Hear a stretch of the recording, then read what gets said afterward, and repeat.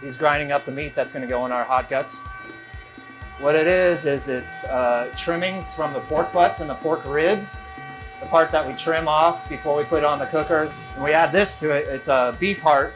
It gives like a sort of a springy texture inside the sausage. Now we're grinding the fat into the mix. We use a hard white fat. That's the part that melts the best.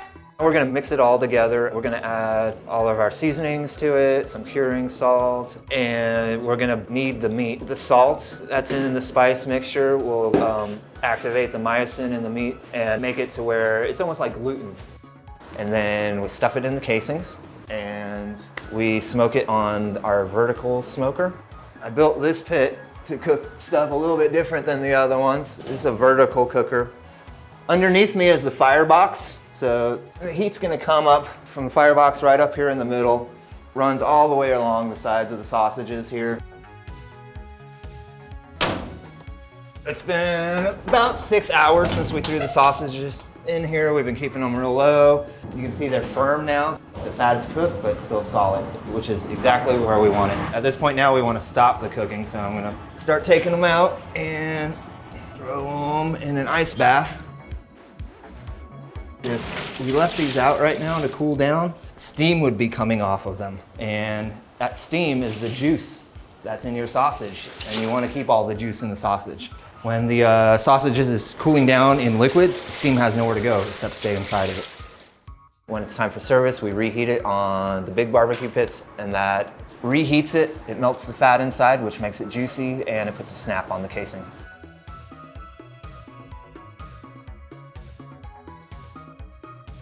It's not the cook that makes the barbecue, it's the tool that you're using. You can't turn out good barbecue without having the perfect tool. When something doesn't exist that's available for purchase, you end up making it yourself, and that's why I ended up making barbecue pits. It took me a lot of years of trial and error to figure out how to come up with the perfect design. I think what we got right now is like my preferred barbecue pit. I wouldn't use anything else. I designed it to make exactly the product that I want. All right, so we're gonna steal some coals from this pit over here and get a fire going in this one here. This is oak. It's a mix of white oak, some red oak. It's what grows here. The combustion is so complete in this fire that you're not tasting hardly any off flavors from any of the wood. The one thing we are looking for in the wood is that it's been aged, which has been difficult in South Carolina, finding a wood supplier that would understand that we need it aged. We need it dry, or else you're battling trying to build a fire the whole time. We're using wood to cook with, but it doesn't need to taste like a smoke bomb. So you get subtly flavored barbecue, kind of no matter what type of wood you use, and that's due to this pit. This is Philip, he's the chef de cuisine, and he's getting some ribeyes ready. Our Friday special is our version of an Arby's beef and cheddar sandwich. That's like way better because it's prime rib. We take the ribeye roasts, we trim them, then we gotta wet it with something. It's our own secret blend of juice. It helps build the bark on here. Like, it's gonna give a lot of color to the meat, and it's something that'll help set up the bark really fast. So he's gonna wet those down all the way, and then we'll just roll it in the rub and get a real good coating on it. And this is just our all-purpose rub. It's mostly salt and black pepper, and then a bunch of little secret seasonings in there.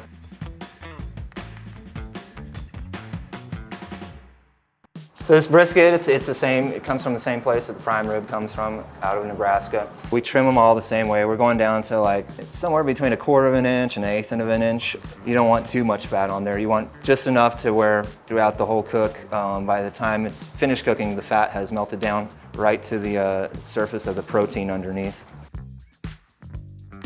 Philip's injecting this brisket because this one's going to be pastrami. Use this little cooling rack on top, almost as it's kind of your grid, so you know where to inject at. It's a saltwater brine. It's got bay leaf in it. It's got some garlic in it. Once it's all injected, then it gets submerged in the brine also, and it'll sit in the fridge in the brine for 3 days until it gets cured all the way through. Pretty much all our meat gets mustard on it. It's mustard and pickle juice. Mustard on its own is a little bit too thick. You end up with a pasty bark. So we cut it in half with pickle juice. As far as if this is gonna impart any sort of flavor, by the end of this long cook, it's not noticeable. But what it does do is it helps the rub stick to the meat all over everywhere, and you don't have to like try to massage it into the meat or anything like that, which is bad because then you're closing the pores of the meat and then they can't accept the smoke. This is pastrami here. So we're doing a different rub than our regular rub that we use on everything else. This has got pastrami spices in it. It's got coriander seed, mustard seed, juniper berries, and then it's mixed in with our regular all-purpose rub that we use on everything too. Our fire's all the way down at the other end. The brisket is, the toughest piece of meat basically on the cow, and it takes a long time at a really low temperature to break down all those connective tissues in it that are tough and to end up with something that's a silky, soft, juicy piece of beef. If you cooked it kind of hot, you would end up with like shoe leather. Usually oxtail is braised in a liquid, and we're gonna be cooking it inside one of these pits in dry heat.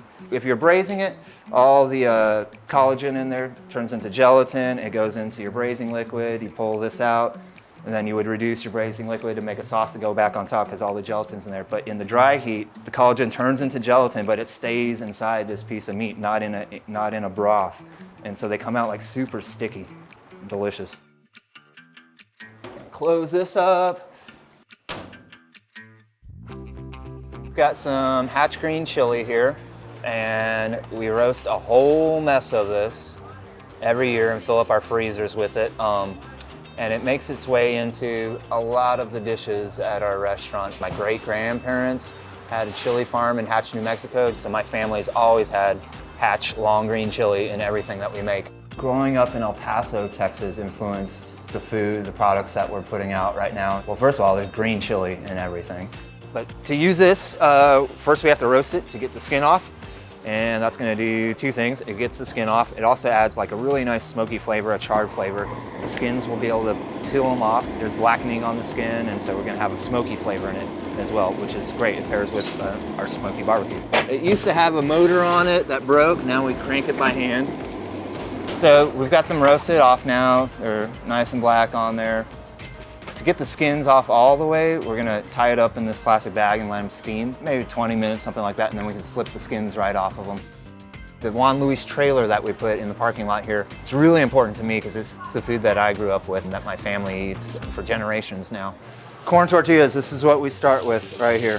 This is field corn, dent corn. What's nice about it is it's got a little bit of a slightly higher fat content than your normal yellow corn, which helps it turn into a great tortilla. This is a bit of lime right here. It's calcium hydroxide. This is what's going to help get the tough outer skin off the outside of the corn. We'll boil it and then let it sit for 24 hours. This is what we end up with in here. All that cloudy stuff is the husk that's dissolved off the outside. One of the key things about this machine are these volcanic stones that do the grinding. The corn goes in here, it gets fed into between these two stones, which are spinning opposite of each other, and the dough will come out the outside. And one of the things that I've found is to get the really, really fine dough that I'm looking for, masa fina, I've had to learn how to not use the stones that come with these machines from Mexico and recarve them and start carving my own stones. So these are the stones that come from Mexico. What you want in the center is a lot of cutting action to like chop it down into smaller pieces, and then it eventually works its way out towards the outside where you got the finer lines. And what I've found is these lines are not fine enough, there's not enough of them, and the center isn't cut to where it's chopping it up enough to get the corn out fast enough. Basically, we're gonna go in here with a chisel and start carving this out a little bit. And the only reason that we're making tortillas from scratch for John Lewis is because we're in South Carolina and there isn't a tortilleria that exists out here anywhere where you can buy nixtamal, made from scratch tortillas, which we would be doing. You can see the difference between the stone that comes from Mexico and how much finer you'll be able to make the dough in there. And you can see where this is all chopping it up a whole bunch in the middle, then it works its way to the outside and just turns out a really, really fine paste.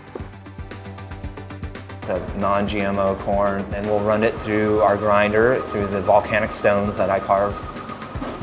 After that, we run it through our tortilla machine. It spits out round little tortillas, and we griddle them by hand.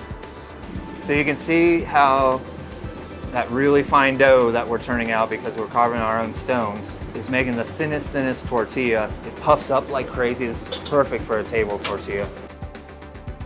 It's flexible, doesn't break in half. When you make a taco, you know how you get your tacos and they're usually doubled up because they always break? Doesn't happen with these ones.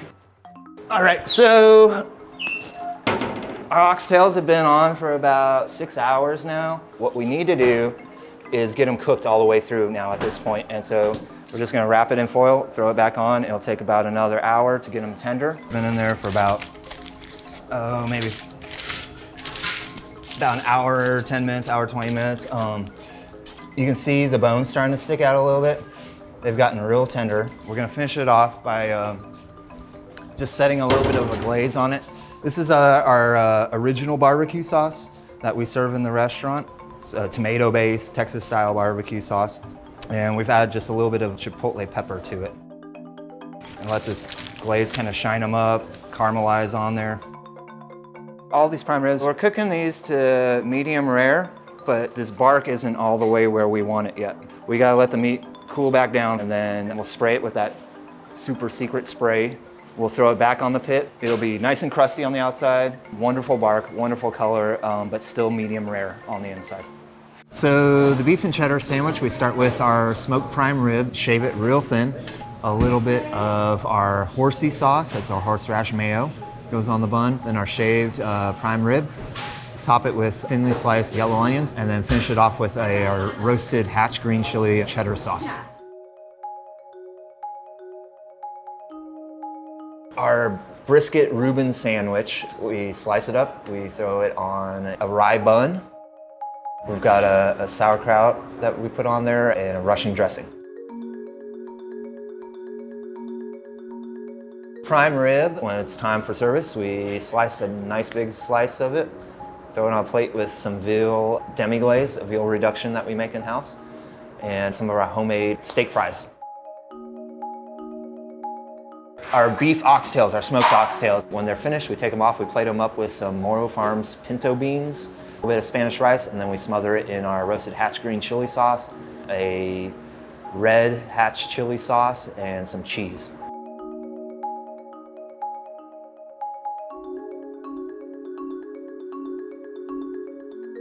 South Carolina, it seems like they're really steeped in their traditions, their ways of cooking.